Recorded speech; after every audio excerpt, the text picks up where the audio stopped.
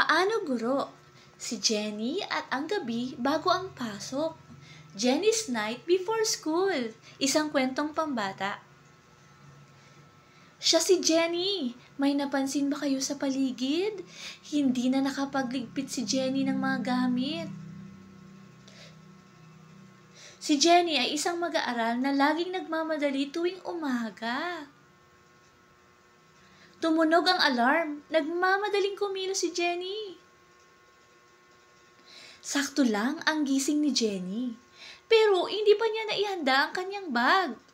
Hindi pa naihanda ang uniforme.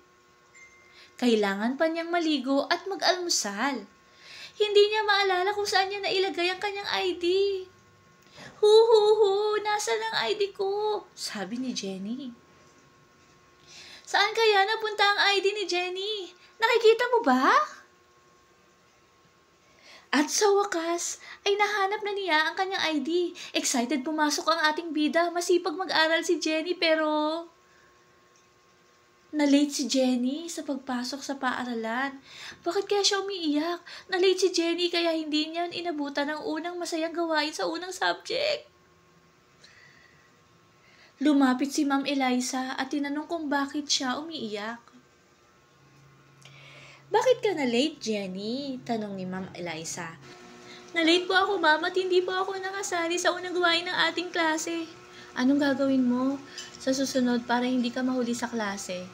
Ihahanda ko na po ang aking ID, pati na rin po ang aking bag at uniforme, sagot ni Jenny. Anong natutunan mong aral mula sa nangyaring ito sa iyo? Natutunan ko po na dapat ihanda ko po ang aking gamit sa gabi para hindi po ako mahuli, maglilinis at magliligpit na rin po ako, Ma'am. Agad niyang sagot. Ikinalulungkot ko na nahuli ka sa klase. Samantala, natutuwa naman ako at naiintindihan mo ang iyong naging problema at kung paano ito masusolusyonan. Gabi na. Ano sa palagay mo ang gagawin ni Jenny? Naalala ni Jenny ang pinag-usapan nila ng kanyang guro.